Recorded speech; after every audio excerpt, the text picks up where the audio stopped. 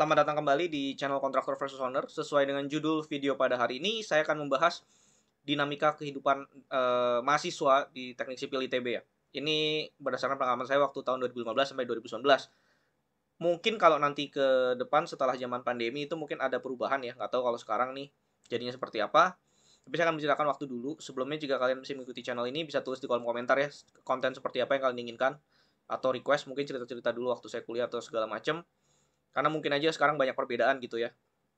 Mungkin jika kalian penasaran, uh, juga untuk saat ini mungkin admin sedang sibuk ya dalam membalas chat segala macam. Mohon maaf untuk itu, tapi kami akan berusaha juga ya untuk membalas. Ini masih sudah banyak chat yang belum dibalas nih, saya lihat.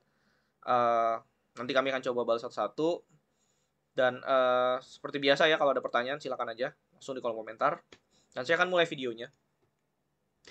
Jadi waktu saya dulu itu, kalau misalkan mahasiswa pertama kali masuk ke ITB itu, jadi dia nggak langsung masuk jurusan. Jadi tahun pertama itu ada tahap persiapan bersama atau TPB. Kalau nggak salah itu panjangannya. Jadi TPB ini 1 tahun. Ya kalau mau ngomong TPB itu apa, kasarnya ya seperti kelas 13 lah, lanjutan dari kelas 12 atau 3 SMA gitu. Jadi bakal dipelajarin ulang lagi banyak hal. Kalkulus, fisika dasar, kimia utamanya itu. Ditambah pelajaran-pelajaran mata kuliah umum lainnya. Dan di sini yang dicemaskan oleh mahasiswa adalah masuk jurusan atau enggak. Karena di setiap fakultas itu, contohnya Fakultas Teknik Sipil dan Lingkungan, dulu FTSL, yang atau kalau sekarang sudah ada perubahan atau belum, tapi FTSL, itu ada teknik sipil, ada teknik lingkungan, sama satu lagi teknik kelautan. Jadi ada 3 itu, dan biasanya ini rebutan lah ya. Biasa sipil yang direbutin sih. Tapi banyak juga yang mau masuk, maksudnya udah mau masuk KL, kelautan, sama teknik lingkungan, TL. Nah jadi itu, seperti itu ya untuk kondisinya. Dan waktu dulu itu kan juga namanya mahasiswa juga biasa masuk itu belum masih inilah ya, masih banyak yang belum tahu gitu kan, ini seperti apa sih ke tingkat kesulitannya gitu, tantangannya apa segala macam. Nah jadi itu memang wajar kalau misalkan dirasakan ya oleh misal teman-teman yang misal sekarang mungkin lagi masuk kuliah atau baru mau masuk kuliah gitu, itu suatu hal yang sangat normal gitu. Yang menjadi masalah adalah nanti begitu masuk semester 3 atau tahun kedua itu bakal ya kebingungan lagi. Karena kenapa? Karena itu baru lagi masuk jurusan gitu kan. Itu tahun kedua itu dihitungnya pertama lagi. Nah, jadi normal aja, itu dihadapin aja. Dan jadi di tahun pertama ini sesuai yang saya bilang tadi, itu namanya perjuangan gitu ya. Jadi perjuangan buat dapat yang namanya jurusan. Nah, sebenarnya gini, kalau di teknik sipil, kalau kalian misal di tahun pertama belajarnya udah serius, kalau menurut saya sih pasti masuk lah itu. Pasti masuk. Dan hampir semua teman-teman saya yang memang masuk sipil masuk sih. Karena ya memang itu yang saya lihat itu yang ya ada niat lah, asal ada niat bisa. Nah, setelah masuk, nah itu nanti kalian bakal biasa ada lagi namanya ospek lagi. Jadi yang ospek pertama ini kan di awal ya oleh kampus, yang ospek kedua ini oleh himpunan mahasiswa sipil. Nah itu kalian bisa tentukan mau masuk, kalau masuk himpunan ikut ospek, kalau enggak ya enggak. Nah kalau saya dulu ya masuk, tapi ada juga teman saya yang enggak gitu. Terus misal kalau ditanya apakah yang nggak masuk sipil itu maksudnya nggak masuk himpunan itu negatif apa gimana, dibilang ya nggak juga. Teman saya ini kuliah S2 di Jepang ya, mungkin sekarang udah lanjut kerja juga, itu yang nggak masuk himpunan gitu loh.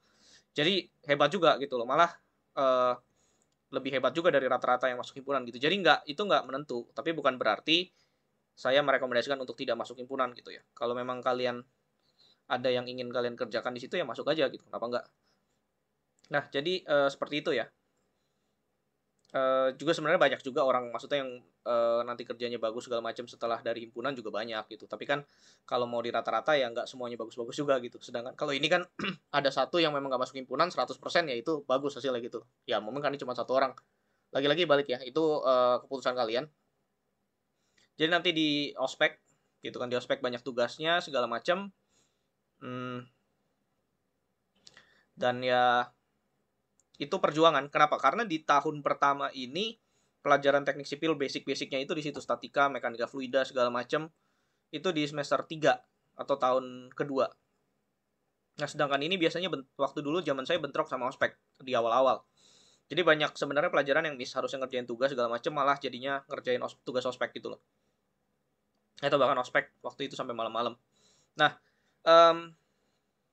saya nggak tahu ya setelah angkatan saya itu setahu saya yang jadi ketua himpunannya itu setahu saya tuh orang yang maksudnya dalam mata kuliah dalam pelajaran itu serius. Jadi dia ngerti lah, nggak akan bikin orang repot. Tapi setelahnya itu saya nggak tahu lagi bagaimana.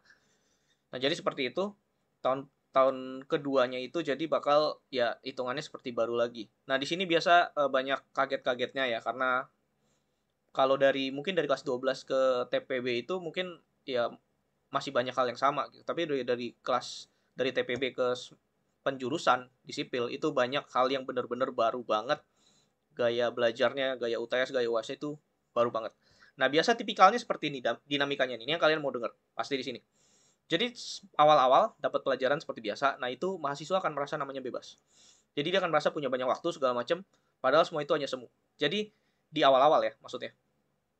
Di awal-awal memang banyak bebas. Setelah mereka memutuskan untuk mengambil ini, itu, dan mereka baru sadar UTS sudah dekat dan banyak yang belum dipelajari. Nah, dari UTS itu mereka belajar, setelah belajar biasa shock gitu, karena UTS-nya itu ternyata cukup sulit. Nah, setelah tahu itu, biasanya sih introspeksi diri ya, segala macam. Tapi ternyata kegiatan dari luar-luar itu semakin ramai juga. Jadi, sama, ramai. Nah, pelan-pelan setelah UTS selesai, memasuki masa-masa tugas juga. Jadi ada tugas besar. Nah, itu biasanya masa-masa sebelum UAS. Efeknya apa? Jika tugas besarnya ini kerjanya lama-lama, nunda-nunda, ditambah ada kerjaan lain juga di luar, maksudnya di luar kampus, entah apapun itu ya, mau hobi, mau apa. Nah, biasanya nanti yang jadi korbannya adalah UAS-nya nggak sempat belajar. Jadi seperti itu dinamikanya. Jadi pertama santai-santai, kemudian UTS udah mulai panik, habis itu UAS, tugas besar dulu deh sebelum UAS, tugas besar segala macam mendekati UAS, nah itu paniknya mentok. Nah setelah UAS selesai itu panik juga karena nungguin IPK-nya keluar. Nah jadi seperti itu dinamikanya kalau misalkan kuliah teknik sipil di ITB ya. Secara general seperti itu, kecuali semester akhir mungkin ya. Mungkin beda cerita ya, SKS udah dikit atau tinggal tugas akhir. Nah tapi kalau misalkan di semester-semester 3, 4, 5, 6 biasanya seperti itu, atau sampai 7 bahkan ya. Dan biasanya semakin ke belakang itu tugasnya semakin banyak. Apalagi kalau ngambil SKS-nya banyak gitu. Nah, belum lagi juga ada kalau di semester awal-awal tuh ada yang namanya praktikum segala macam. Nah, itu juga sebenarnya repot juga ya karena ngabisin banyak waktu gitu. Nah, jadi kalau misalkan saya mau bahas sedikit lebih detail, di awal-awal ini kan tadi yang saya bilang masih sepi, masih segala macam, belum ada yang aneh-aneh. Tapi nggak juga, kadang ada dapat dosen yang aneh, bukan aneh sih, maksudnya yang dari awal tuh juga sering ujian juga ya ada yang kayak gitu. Tapi kalau misalkan secara normal aja nih ya, itu di awal biasanya benar-benar sepi, bisa kemana-mana, bisa main segala macam, biasanya begitu.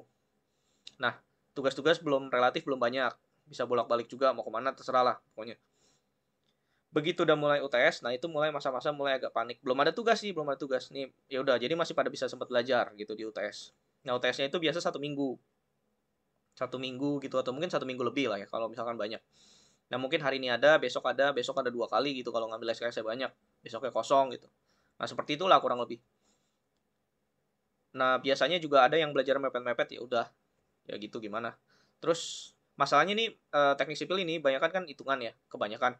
Nah, kalau misalkan belajarnya mepet-mepet itu saya rasa kurang tepat ya karena butuh latihan. Karena ngitung ngitung udah tahu caranya tapi salah ngitung ya atau karena ngantuk ya sama aja salah gitu. Nah, terus sudah habis itu mulai lega dikit lah karena habis UTS jalan mulai dikenalin tugas besar nih. Ini masih longgar nih, masih enak. Nah, begitu mulai masuk tugas besar dan mulai pusing nih, udah mulai sibuk segala macam tiap minggu ngerjain ini ngerjain itu. Sampai nggak sadar udah mau deadline tugas, bener-bener panik maksimal karena harus ngerjain tugas itu. Sampai ke titik akhir di mana mau nyenggol UAS. Di situ saat nyenggol UAS bener-bener udah paniknya itu udah lewat batas gitu ya karena tugas-tugasnya itu ada yang masih belum selesai segala macam. Nah, itu jadi penting ya kalau misal dapat kerja kelompok itu dikoordinir dengan baik karena efeknya ke situ. Ya sudah setelah selesai itu dan sebenarnya juga saat tugas-tugas besar itu juga kalau misalnya Anda masuk himpunan aktif segala macam pasti ada juga kegiatan dari situ pasti. Nah, itu. Ya sudah setelah itu UAS. UAS begitu udah lewat mungkin seminggu 2 minggu juga. Ya sudah itu kalau yang memang sudah bisa teratasi ya udah biasa orangnya sih tenang. Nah, tapi kalau misalnya yang ini ya pasti panik gitu. Sudah keluar IPK, di situ semuanya itu diulang lagi. Jadi seperti itu. Nah, juga ada tambahan lagi, ada magang di semester 6 atau kerja praktek. Kalau magang itu bisa di konsultan, kerja praktek biasa di kontraktor ngeliatin proyek gitu ya. Yang digaji itu yang magang, biasanya dapat tunjangan transport lah segala macam. Itu tapi tergantung perusahaannya. Nah, jadi ya seperti itulah kalau misalnya mau dibilang dinamika anak ITB, teknik sipil secara umum. Nah, nanti mungkin ke depan bakal ada pembahasan yang lebih detail ya. Ini yang general dulu, supaya kalian bisa tahu gambarannya, mungkin ada pertanyaan. Dan saya juga nggak tahu kalau misal di kampus kalian, kalau bukan ITB, seperti apa. Mungkin mirip-mirip juga ya, kurang lebih seperti itu. Bisa mungkin kalau kalian mau nanya-nanya atau mau sharing juga, silakan aja. Nah, jadi sekian dulu ya untuk video kali ini. Terima kasih karena sudah menonton. Sampai jumpa di video yang akan datang. Terima kasih.